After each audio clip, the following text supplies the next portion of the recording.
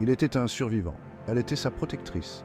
Moi, Ninke, un garçon forgé dans les flammes de la tragédie, je porte la vengeance dans mon cœur. Et moi, Sang Sang, sa fidèle compagne, je reste à ses côtés, ombre silencieuse dans la nuit. Leur voyage, long et pénible, les avait enfin menés au cœur de l'empire Tang, dans la cité légendaire de Chang'an. Ils avaient affronté d'innombrables dangers lors de leur périple depuis les plaines désolées. Bandits, assassins et les éléments déchaînés eux-mêmes avaient mis leur détermination à l'épreuve. Pourtant, leurs liens restaient indéfectibles, leurs esprits intacts.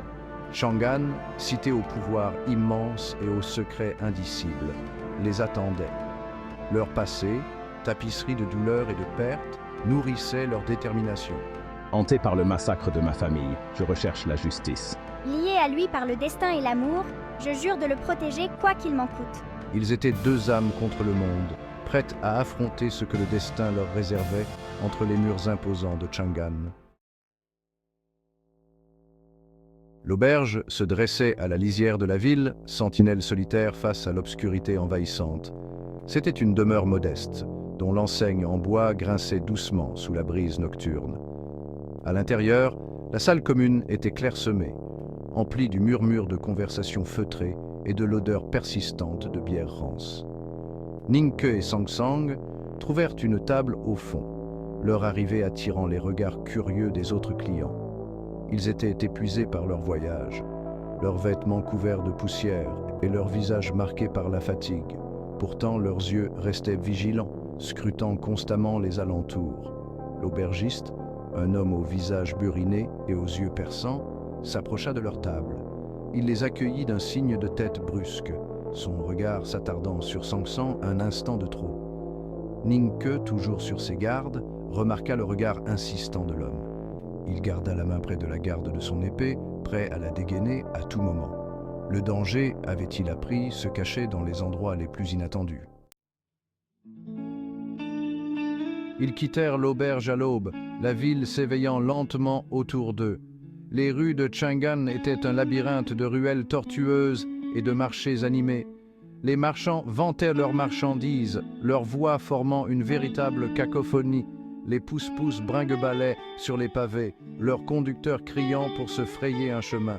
Ninke, ignorant le chaos ambiant, conduisit Sang Sang sur un chemin plus calme. Leur destination, la demeure du général, un lieu gravé dans sa mémoire. Il se souvenait des portes imposantes, des sculptures raffinées et de l'aura de pouvoir qui imprégnait autrefois les lieux. Je me souviens des portes imposantes, des sculptures raffinées, de l'aura de pouvoir qui imprégnait autrefois les lieux. Ils passèrent devant deux anciens pagodes, leurs branches entrelacées comme les bras d'amants. Ninke s'arrêta sous leur ombrage, une vague de souvenirs doux, amers le submergeant. Des après-midi ensoleillés à jouer à cache-cache avec mes frères et sœurs. La chaleur de l'étreinte de ma mère, son parfum réconfortant. Mais par-dessus tout, je me souviens du jour brutal où mon monde s'est effondré. Le jour où ma famille m'a été arrachée. La demeure du général se dressait au bout d'une longue allée déserte. Jadis, elle avait été un symbole de puissance et de prestige, un témoignage de l'histoire illustre de la famille Lin. Maintenant, ce n'était plus qu'une ruine délabrée, ses murs envahis par les mauvaises herbes, ses portes tenant précairement à leurs gonds. La grande cour, autrefois le théâtre de banquets somptueux et de parades militaires, gisait sous un tapis de feuilles mortes et de débris. En face, contraste saisissant, se dressait une demeure nouvellement construite. Ses murs brillaient de peintures fraîches, son toit était orné de sculptures complexes. Des lanternes rouges étaient suspendues aux avant-toits, projetant une lueur festive sur les marches de pierre polies. C'était un témoignage de la nature capricieuse du destin, un rappel que le malheur des uns faisait souvent le bonheur des autres. La vue de mon ancienne demeure, désormais une coquille vide, me remplit d'un mélange de tristesse et de colère. L'opulente demeure en face, symbole de la prospérité de mon ennemi, attise ma soif de justice. Ninke fixa les scènes contrastées qui s'offraient à lui, son expression indéchiffrable. La vue de son ancienne demeure désormais une coquille vide, le remplit d'un mélange de tristesse et de colère. L'opulente demeure en face, symbole de la prospérité de son ennemi, attise sa soif de justice.